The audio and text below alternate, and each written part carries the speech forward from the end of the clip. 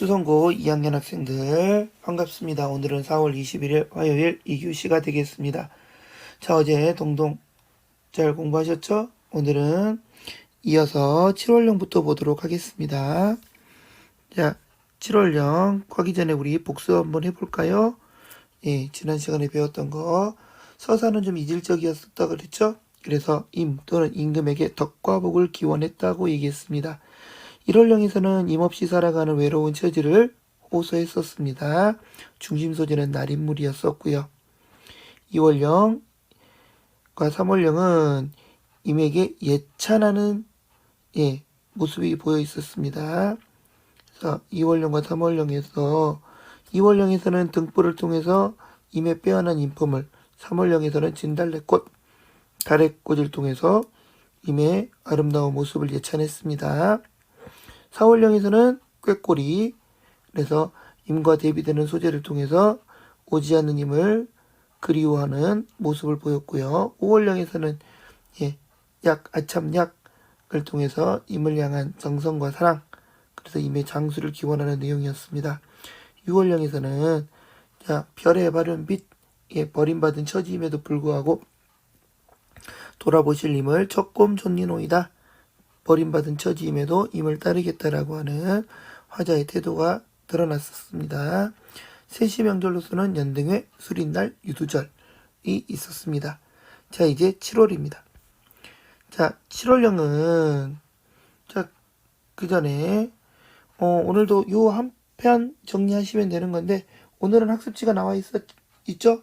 첫 페이지에 2번 작품의 구조 정리에서 나와 있죠? 그 부분 정리하시면 되겠습니다. 자, 그럼 7월입니다. 7월 보름에 그랬습니다. 7월 보름은 백중절이라 그래요. 백중, 그죠?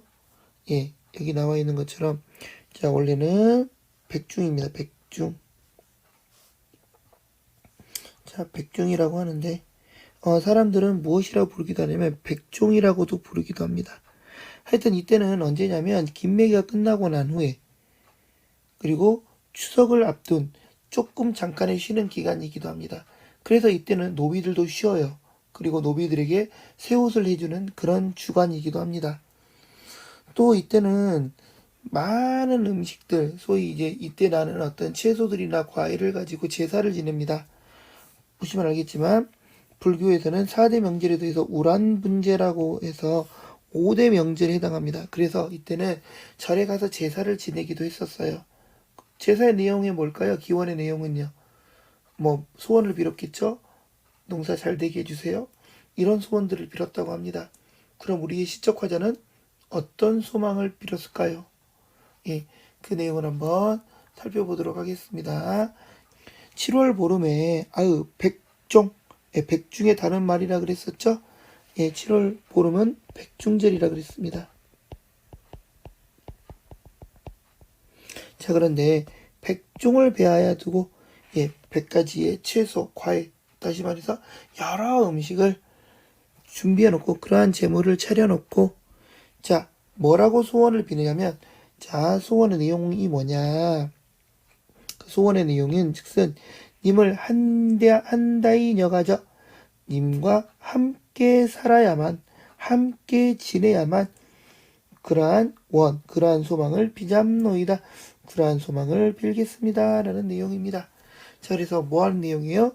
임과 뭐 하기를 기원합니까? 임과 함께 지내기를 기원하는 내용이 되겠습니다. 자, 중심 소재는 뭐였습니까? 중심 소재는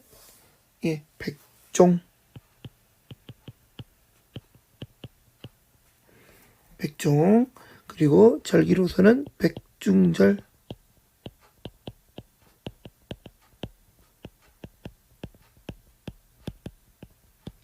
백종, 이렇게 정리하시면 되겠습니다. 그래서 7월에서는 임과 함께 지내기를 여러 음식을 모아두고 제사를 지내면서 그걸 기원하고 있는 그러한 모습이 나타나 있습니다. 자, 이제 8월령입니다. 8월 보름 그랬습니다. 가벤날이지만은 가윈날이라고 하기도 하고요. 우리한테는 뭐가 되겠습니까? 한가위 추석이 되겠습니다.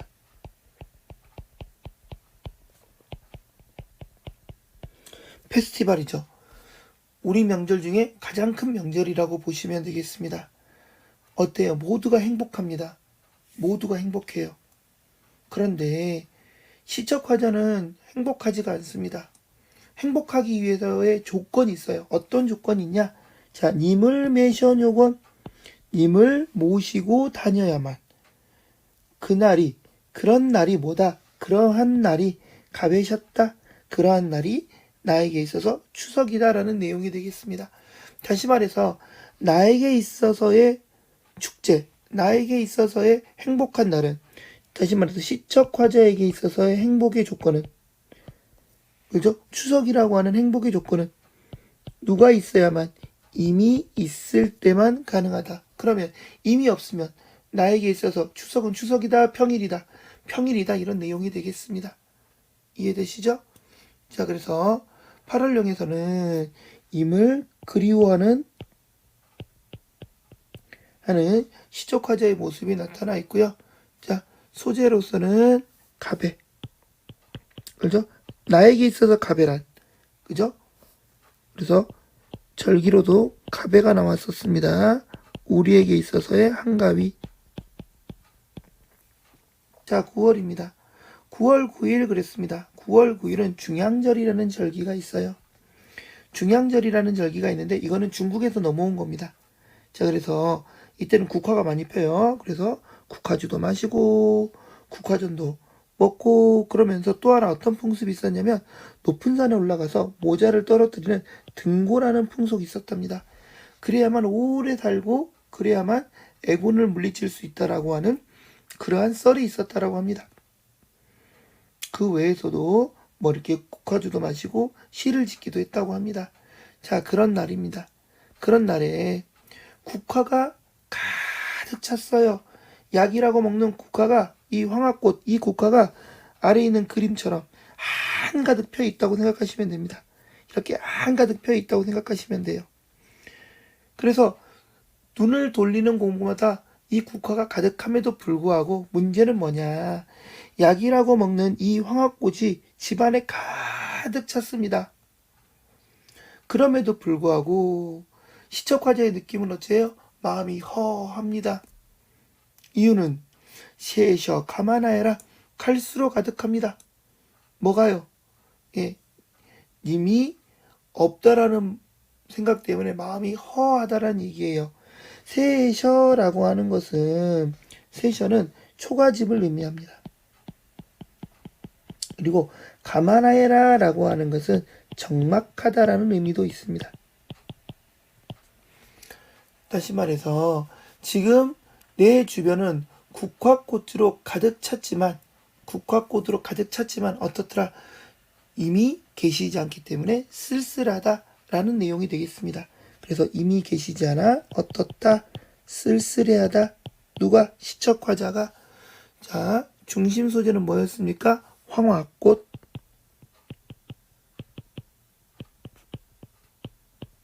자, 절기로서는 중양절이 있었습니다. 자, 이제 10월령입니다. 이제 겨울철로 들어가요. 자, 10월에 아으점이연 바랏 따와라 그랬습니다. 바랏. 선생님이 실수로 이 바랏의 이미지를 갖고 오지 않았는데요. 예, 바랏은 여러분의 교과 앞에 이 전 시간에 영상에도 잠깐 드러났듯이 이 바랏은 아주 얇은 가지에 요 손 모양의 요 가지가 있는 게, 예, 고로쇠나무입니다. 그래서 점이연 바랏일 때 이 바랏은 고로쇠나무를 의미합니다. 점이었다라고 하는 것은, 예, 분질러 놓은, 잘게 부셔 놓은, 잘게 쪼갠, 이런 의미가 되겠습니다. 이 바랏은 보리수 나무로도 해석이 됩니다. 예, 크게 뭐 의미 없어요. 예, 보리수인지 고로쇠인지는 크게 의미 없습니다. 보리수 나무는 이렇게 이파리가 있어서 이렇게 이파리가 이렇게 달린 게 보리수 나무예요. 하여튼, 자, 사람들이 이 나뭇가지를 가지고 놀다가 어째버렸어요? 꺾어버리신 후에, 예, 꺾어서 어째버렸다? 버려버렸습니다. 버리신 후에 그래요. 그러한 보리수 나무를 보았어요. 그때 역시 시척화자도 무엇인가를 떠오르기 시작합니다. 누굴 떠올려요? 예, 자기 자신을 떠올립니다. 왜? 자, 점이연 바랏은 어쨌습니까? 누군가에 의해서 버림받은 거죠. 다시 말해서 여기서 바랏은 버림받았어요.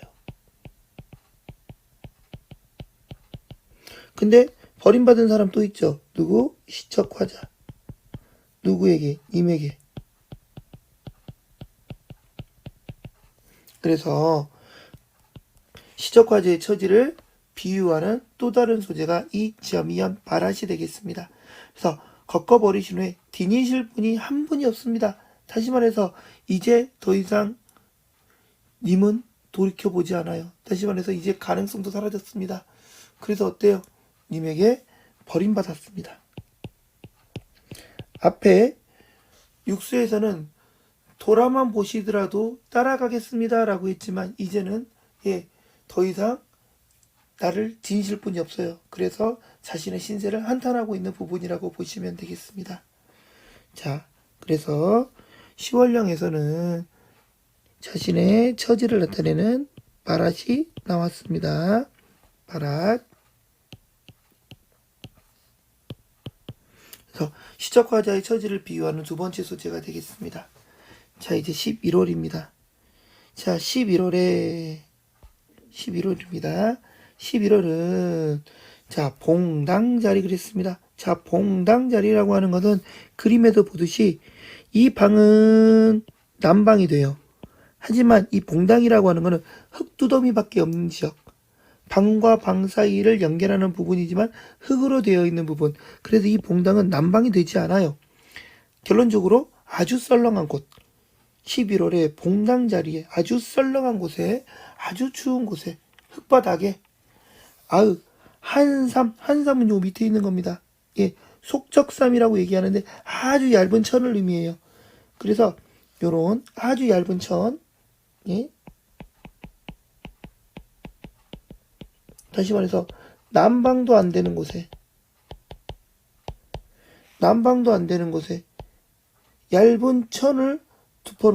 얇은 천을 덮어 누워서 슬픔을 샤라온겨 슬픔을 사르고 있습니다. 아이 추워, 아이 추워가 아니라 아이 슬퍼, 아이 외로워 이렇습니다. 왜 그러면 지금 이 시적과자는 이런 처지에 놓여 있느냐? 마치 냉골에 얇은 이불을 덮고 누워 있는 것처럼 오들오들하고 있느냐? 그 이유는 누구 때문에? 고운 일 쓰시옵열셔. 예, 내가 사랑하고 있는 고운님과 어떻게 지내고 있기 때문에 떨어져 살아가고 있기 때문에 그렇습니다. 결론적으로 임과 떨어져 있기 때문에 어떻다? 나는 외롭다라는 얘기입니다. 임과 떨어져 있어서 외롭습니다. 자, 그것을 드러내는 중심 소재로서 뭐가 있었습니까? 한삼. 예, 한겨울철에 아주 얇은 바람 송송송송 들어오는 모시옷 입고 있다고 생각하시면 되겠습니다. 그렇다는 얘기예요. 그만큼 시적과자는 임과 떨어져 있기 때문에 외롭다라고 하는 걸 드러내고 있습니다. 자, 마지막 12월입니다. 12월 분디남가로 깎은 나잘 반 있죠 그랬습니다. 분디나무로 만든 젓가락. 요 오른쪽에 보이시는 게 요 분디나무로 깎은 젓가락입니다. 아시겠죠? 요런 게 분디나무 젓가락이에요. 근데 이 젓가락을 만들려면 어떻게 했습니까? 정말 지극정성을 다해야 되겠죠? 그러잖아요. 양쪽이 고르게 맞아야 되고 젓가락질 할 수 있도록 크기와 사이즈도 적당해야 됩니다. 다시 말해서 정성을 다해서 분디나무로 반이죠. 이 젓가락을 만들었어요. 자, 그래서 그러한 젓가락을 만듭니다. 이제 뭐 하라고? 님의 알패 들어 어리노이니. 그래서 자, 작은 소말에 숟가락도 넣고 젓가락도 넣습니다. 밥그릇도 있겠죠. 그 다음에 반찬도 있겠죠. 자, 그래서 요렇게 놓습니다. 님의 알패 놓으면 님이 딱 앉아갖고 짝쓰기 좋게 만들어줬습니다. 그랬는데 어때요? 자, 옆에 있는 손님이 이야, 그거 잘 만들었구만. 이쁘네. 그거 내가 쓸래. 하고 어쨌다는 겁니까? 가져다 무라잡노이다. 가져가서, 예, 모읍니다. 가져가서 써버린 거예요. 난 이거 누가 쓰라고 했는데, 그죠? 님이 쓰라고. 님이 이 젓가락을 갖다다가 음식을 집어서 먹기를 바랬던 겁니다. 결국 님이 써주기를 바라는, 님이 나를 컨택해주기를 바라는, 님이 나를 예 찾기를 바라는, 님이 나를 사랑해주기를 바랬었는데 님과 나와의 사랑이 이루어졌어요? 이루어지지 못했어요? 이루어지지 못했습니다. 손님이 방해를 하죠. 그래서 자 여기에서는 저가 나와 있는데 이 저는 결국 누구겠습니까? 시적 화자가 되겠죠. 그래서 이 저가 바로 시적 화자를 비유하는 소재가 되겠습니다. 자, 그래서 자, 시적 화자를 비유하는 것 크게 세 개 나왔었습니다. 자, 첫 번째는 빛, 두 번째는 점이한 바랏, 세 번째 여기는 저 이렇게 나와 있습니다. 자, 그래서 결론적으로 마지막까지 끝내는 사랑을 이루지 못하는 시적 화자의 처지가 드러나 있습니다. 자, 그러면 우리 학습지 한번 정리해 보도록 하겠습니다. 자, 첫 번째 갈래는 고려가요가 되겠습니다. 고려시대 민중들의 노래가 되겠죠. 성격은 민간의 어떤 구비전승되어서 내려오기 때문에 민요적 특성을 가지고 있고요. 송축, 님의 또는 임금의 송축을 하고 있죠. 덕화복을 기원하고 있죠. 연가, 님에 대한 사랑을 담고 있는 노래가 되겠습니다. 분연체, 고려가요 특징이라 그랬었죠. 분연, 그리고 그 분연을 후렴구를 통해서 나누고 있다라고 얘기했었습니다. 자, 월령체, 1월부터 12월까지 노래를 다룬다고 했는데 뒤에 다시 한번 설명하겠습니다.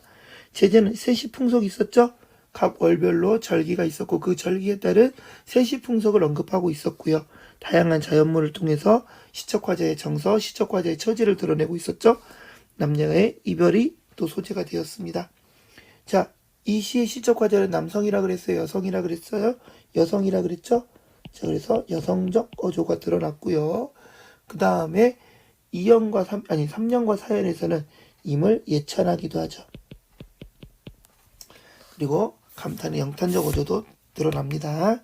주제는 임에 대한 송축, 요거는 1년 서사 부분, 그리고 나머지에서는 연모, 그리워하는 마음이 드러나 있었습니다. 다양한 사물의 임의 모습과 화자의 처지를 뭐 했었죠? 비유했었죠? 그 다음 궁중에서 하는 송도의 내용, 서사와 민요에서 유래한 이별의 내용, 본사가 같이 나타납니다. 그래서 이질적이라 그랬습니다. 자, 그 다음 무엇이 있어서, 그죠? 후렴구가 있었죠? 그래서 분연의 기능을 하고요. 종의 기능을 한다 그랬습니다. 자, 한 해 12달의 순서로 구성된 무슨 체? 월령체. 달거리 형식이라고도 얘기했었습니다. 자, 밑에 전체 구성 정리는 이미 우리가 다 적었습니다. 여러분이 직접 채워보시길 바랍니다. 자, 임과 화자를 비유한 시구를 한번 정리해 볼 건데요. 자, 2월에서 노편 등불 나와라 그랬습니다. 고매한 인품의 소유자임을 예찬했던 내용이고요. 3월에서는 달외꽃, 진달래꽃이죠. 아름다운 모습을 지님을 드러냈습니다.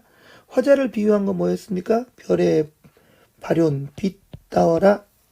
그 다음에 점이연, 마랏 있었습니다. 12월에는 반이처, 젓가락, 임과 사랑을 이루지 못했던 모습을 드러냅니다. 자, 이와 관련해서 우리는 어디를 살펴볼 거냐면요. 뒤에 학습활동 1번 봅시다.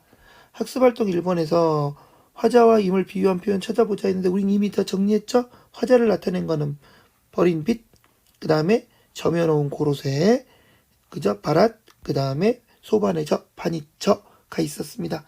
임을 비유한 건 뭐가 있었습니까? 높이켠 등불 나와라, 등불, 그 다음에 진달래꽃, 달래꽃이 있었습니다. 자, 4-1번 월령체랑 그랬습니다. 그죠? 한 해 12달의 순서에 따라 노래하는 시가의 형식을 월령체 또는 뭐라고 한다? 달거리 그랬습니다. 주된 내용은 각각에 해당하는 절기, 자연현상, 그 다음에 절기, 세시풍속 등을 반영합니다. 그죠? 그리고 우리 정약용의 농가 월령가 지난 시간에 잠깐 첫 줄만 보여드렸었습니다. 자, 이 노래에 나오는 세시 명절 뭐뭐 있었죠? 2월에는 연등회, 5월에는 수린날, 6월에는 유두, 그 다음에 7월에는 백종 또는 백중, 8월에는 가배, 한가위, 9월에는 중양절이 나왔었습니다. 자, 그래서 이러한 세시 명절을 통해서 나타나는 전개 방식의 특징은 뭐였습니까? 서사를 제외하면 12개의 연이 12달의 차례에 맞춰서 전개되고 그 각 달마다의 어떤 자연현상이나 세시풍속이 화자의 정서와 함께 임에 대한 그리움, 외로움, 쓸쓸함이 나열되었던 것이 이 시의 이 노래의 특징이 되겠습니다. 자, 후렴구의 특징, 후렴구의 기능. 일단 동동은 북소리와 같은 악기 소리를 흉내내지 않았을까 우리가 생각해 본다고 얘기했었습니다. 자, 그 다음 후렴구로서 연의 구분을 쉽게 해준다 그랬죠? 분연의 기능을 한다 그랬습니다. 그 다음에 동일한 위치에서 반복됨으로써 시상전개에 무엇을 부여합니까? 통일성을 부여하고요. 또한 안정감도 준다고 했습니다. 음악적 흥취를 고취시킨다. 조응의 기능을 한다 그랬습니다. 마지막으로 무엇을? 리듬감을 형성하죠. 리듬감을 형성한다. 무엇을 형성한다? 온유를 형성한다 그랬습니다. 그래서 후렴구의 기능은 이랬습니다. 자, 서사. 본사와 이질적인 부분으로 어디로 유입될 때? 궁중음악으로 유입될 때 첨가되었거나 그렇기 때문에 한 작가에 의해서 창작된 것이 아님을 공동 창작이 되었음을 알 수 있다라고 말씀을 드렸습니다. 자, 이와 관련한 학습활동이 3-1번인데요. 자, 이질적인 부분을 찾아보아라 그랬습니다. 이질적인 부분은 어디? 바로 서사인 1년의 내용이 되겠습니다. 그래서 뒤에서는 임에 대한 어떤 그리움, 슬픔 이걸 드러내고 있지만 1년에서만큼은 송축의 내용이 나온다는 점이 조금은 이질적이다 라고 말씀을 드렸었습니다. 그렇게 될 수밖에 없었던 이유 학습활동 3-2번 아마도 이 노래가 궁중에 유입되면서 뭐 했을 것이다? 의식에 사용되기 위해서 약간의 새로운 내용이 덧붙여진 것이다. 개작되었을 거다. 라고 추정해 본다라고 말씀을 드렸습니다.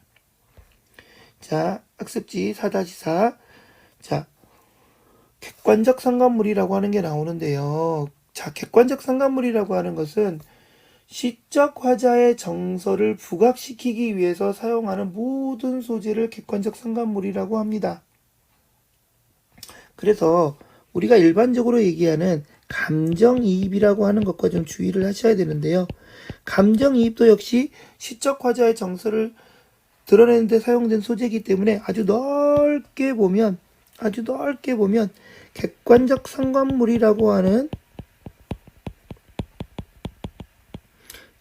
전체 집합 속에 감정이입이 드러나 있다고 보시면 되겠습니다. 다만 감정이입은 어째요? 시적 화자의 정서가 어떠한 사물에 투영되죠. 그래서 감정이 어때요? 동일합니다. 하지만 객관적 상관물은 동일하지 않아도 되고 동일해도 된 거예요. 그래서 동일하지 않지만 어떤 경우 시적 화자의 정서를 부각시킬 때 이걸 우리는 객관적 상관물이라고 얘기를 합니다. 자, 그래서 시적 화자의 지금 어떤 정서죠? 외로움을 강조하죠. 이 노래에서는 무엇을 통해서? 일단 날인물이죠.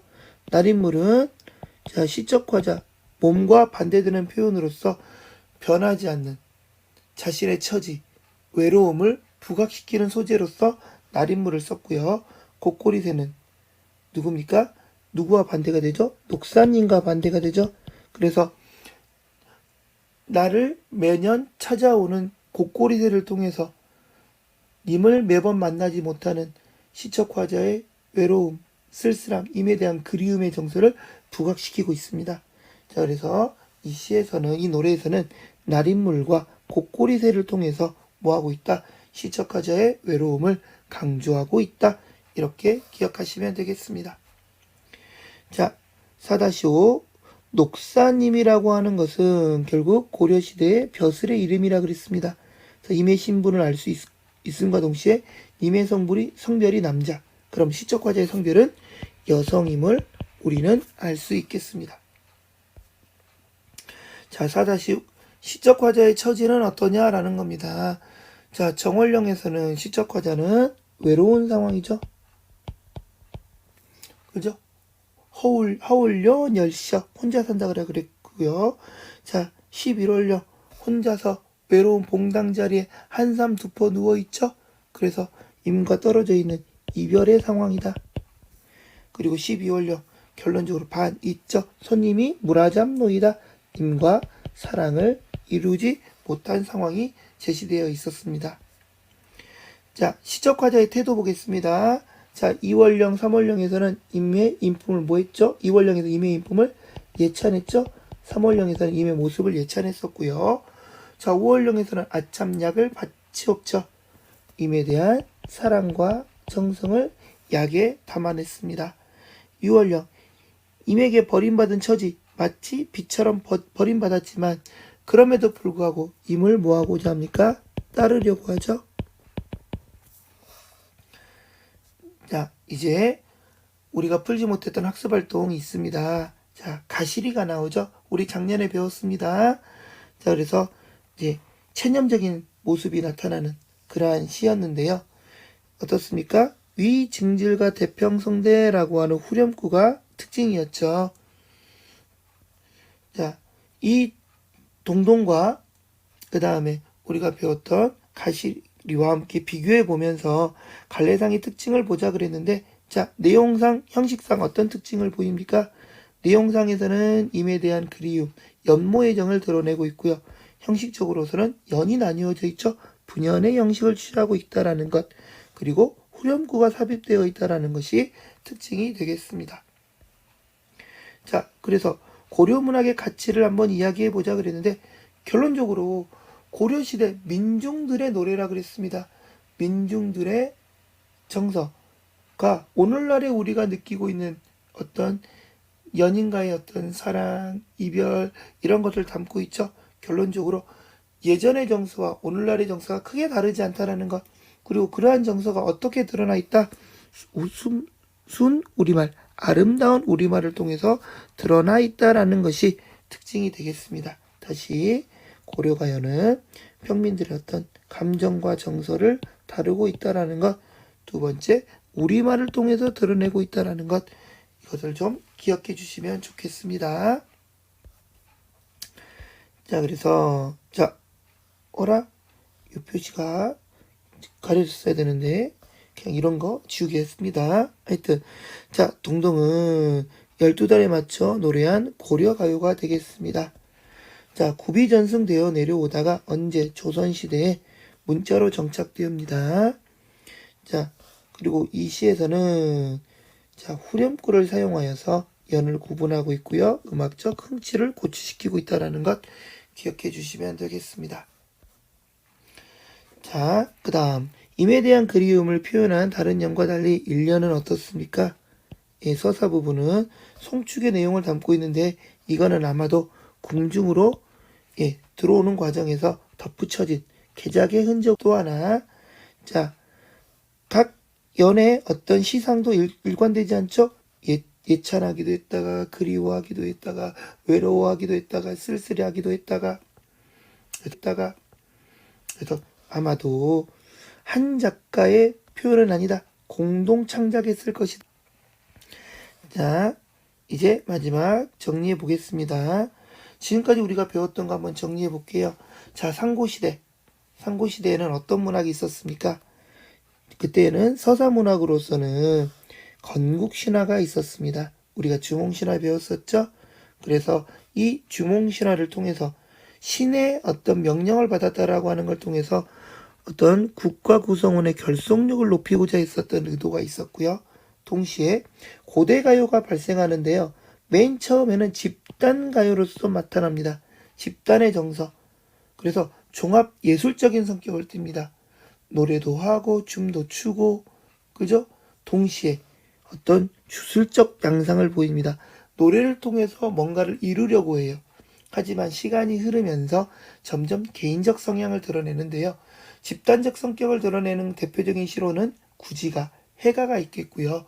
개인적 정서를 드러내는 것으로 대표적인 것이 공무도화가, 그 다음에 정읍사 이런 노래들이 있는데요. 정읍사는 우리 5월 중순쯤에 다시 배우게 될 겁니다.